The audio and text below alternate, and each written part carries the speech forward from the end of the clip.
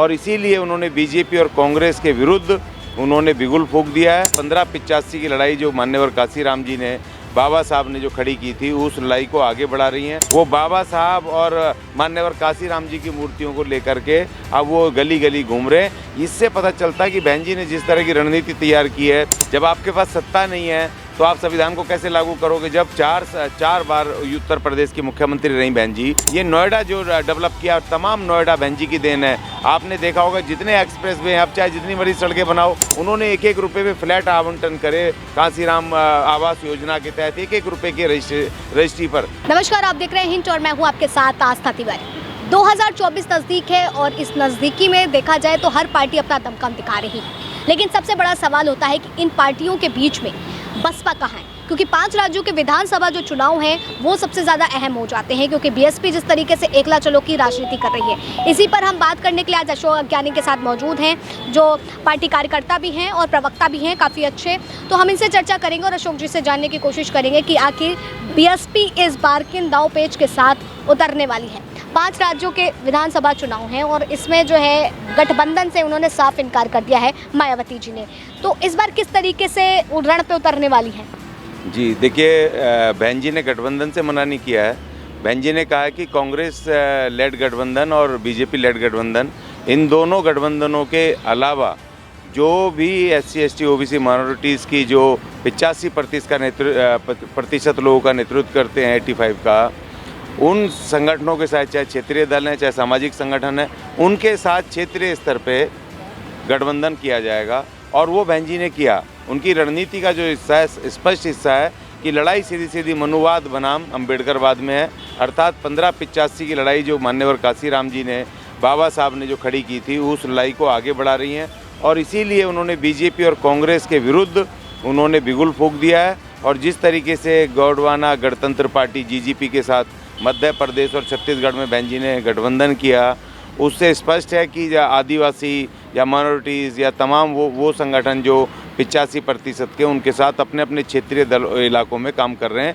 और अभी जो जिस तरीके से बहन जी जिस नई रणनीति के साथ उतरी हैं मैदान में, उन्होंने जिस तरीके से अब अपने पैंतरे बदले हैं, जो पुरानी कुछ परंपरागत राजनीति को छोड़ करके नई किस्म की राजनीति को जिस तरह अडॉप्ट किया है, जिसकी आज ज़रूरत थी, उस रणनीति के साथ आ रही हैं। और उस रणनीति से डे टू डे जो नया वो दाव चलती हैं, उससे तमाम ये मनुवादी संगठन जितने भी हैं, सब अब इनकी ज़मीनें हिल गई हैं और ये बौखलाहट में उल्टे सीधे काम करने लग गए हैं। जो कभी बाबा साहब का नाम नहीं लेते थे, मान्यवर काशीराम जी का नाम नहीं लेते थे, अब वो पॉलिटिकल पार्टियां, अब वो अपने अपने आइकॉन को छोड़ करके वो बाबा साहब और मान्यवर काशीराम जी की मूर्तियों को लेकर के अब वो गली गली घूम रहे हैं। इससे पता चलता है कि बहन जी ने जिस तरह की रणनीति तैयार की है इन 5 राज्यों के लिए और आने वाले 2024 के लिए जो जिस तरह की तैयारियां बहन जी की हैं, इस बार स्पष्ट है कि एक नई तरह की राजनीति यहाँ पर देखने को मिलेगी और बहुजन समाज पार्टी के बिना इन किसी भी राज्यों में सरकार नहीं बनेगी। अच्छा ठीक है, आपने जिस तरीके से कहा कि नए पैत्रों के साथ में जो है इस बार मैदान पर उतरी है मायावती जी, लेकिन बहन जी को लेकर के काफ़ी कहा जाता है, जो विपक्ष दल के, मैं जब धरातल पर जाती हूँ और बात करती हूँ, लोगों से चर्चा करती हूँ, तो विपक्ष के ही कुछ ऐसे लोग मिलते हैं हमें जिनका साफ तौर पर यह कहना होता है कि मायावती जी जो है, जो खुद संविधान की बात करती हैं, संविधान के, उनकी पूरी पार्टी जो है संविधान के तर्ज पर चलती है, लेकिन आज वो समय आ गया है जहाँ वो संविधान के तर्ज पर चलती ही नहीं। देखिए, जब सत्ता थी तो तभी तो आप संविधान पे चलोगे। जब आपके पास सत्ता नहीं है तो आप संविधान को कैसे लागू करोगे। जब चार बार उत्तर प्रदेश की मुख्यमंत्री रही बहन जी, तो उन्होंने पूर्ण रूप से संविधान को लागू करने की कोशिश की। और सबसे पहला उसमें जो उनका एग्जाम्पल है कि उन्होंने लॉ एंड ऑर्डर को बड़ा मजबूत किया। जब लॉ एंड ऑर्डर, आज भी पूरे देश के अंदर ऐसा लॉ एंड ऑर्डर किसी प्रशासक का नहीं रहा, किसी मुख्यमंत्री का, जैसा बहन जी के समय में था। उन्होंने एजुकेशन से लेके, हेल्थ केयर से लेके, उन्होंने डेवलपमेंट से, देखिए ऐसा डेवलपमेंट कि जिससे कि तमाम लोगों को बेनिफिट हो। सिर्फ ये नहीं कि सड़क बना दी और उस पर गाड़ियाँ चल रही हैं। बहन जी ने जो ये नोएडा जो डेवलप किया, तमाम नोएडा बहन जी की देन है। आपने देखा होगा जितने एक्सप्रेस वे हैं, अब चाहे जितनी बड़ी सड़कें बनाओ, वो एक्सप्रेस, चाहे गंगा एक्सप्रेस हो, चाहे यमुना एक्सप्रेस वे हो, वो बहन जी ने वो फार्मूले यहाँ पर ला करके दिए और उससे तमाम इलाकों के और ऐसे इलाकों में उन्होंने बनाया जहाँ भूड़ के इलाके थे, जहाँ खेती नहीं होती थी, जहाँ भूमि बंजर भूमि थी, वहाँ पर उन्होंने उस तरह की ये प्लानिंग की और वहाँ के लोगों को जो रोज़गार नहीं मिलता था उनको करोड़ों रुपए भी मिले, रोज़गार के नए नए साधन आए। और देखिए यहीं नोएडा में बहन जी ने एक कार ट्रैक बनाया हुआ, आपने देखा होगा। उस कार ट्रैक सिर्फ पूरी दुनिया में 4-5 कंट्रियां बनाने की हिम्मत कर पाई हैं, जिसको कि भारत की एक राज्य सरकार ने, उत्तर प्रदेश ने बनाया था, जिससे कि लाखों करोड़ का उससे राजस्व आता है। और दूसरी बात ये कि बहन जी ने जब अपने जो 35,000 एकड़ से ज़्यादा ज़मीनें भूमिहीनों को बांटी और उसमें कोई जाति नहीं देखी, उन्होंने एक एक रुपये में फ्लैट आवंटन करे, कांसीराम आवास योजना के तहत एक एक रुपये के रजिस्ट्री पर। तो बहन जी ने तो तमाम जो हमारे देश का संविधान का जो मूल ढांचा है कि उसमें कल्याणकारी राज्य का, तो बहन जी ने कल्याणकारी राज्य का सपने को पूरा करने के लिए कल्याणकारी योजनाएं लाई, जो SC ST OBC माइनॉरिटी के साथ तमाम गरीब तबकों को उसमें बेनिफिट मिले और सुरक्षा मिले। मैं आप ही के बात से मेरे जहन में एक प्रश्न और उखलता है। ये बताइए, आपने इस तरह से कहा कि कल्याणकारी योजनाएं बहन जी लेकर के आई, सारी चीज़ें हुई। अभी मैं हाल ही में बादलपुर गई थी, बादलपुर में मैंने वहाँ की स्थिति का मुआयना किया, लेकिन वहाँ के लोगों से, जनता से बात करने पर पता चलता है कि वहाँ की जो किसान थे उनकी ज़मीनों को विकास के नाम पर तो लिया गया, लेकिन उस जगह पर उन ज़मीनों पर ना तो कोई काम हुआ है और ना ही उनको वापस ली गई है, और आज वो लोग दर दर भटक रहे हैं मजदूरी के लिए। नहीं, देखिए ऐसी बात नहीं है। देखिए कुछ लोग, हमेशा मैं भी बादलपुर गया था तो दूसरी जातियों के लोग हैं जो अपर कास्ट, जिनको कि जो बीजेपी के साथ हैं, वो खुल के महिलाएं कह रही हैं कि बहन जी ने इतना काम किया कि वहाँ पर लाइट 24 घंटे आती थी।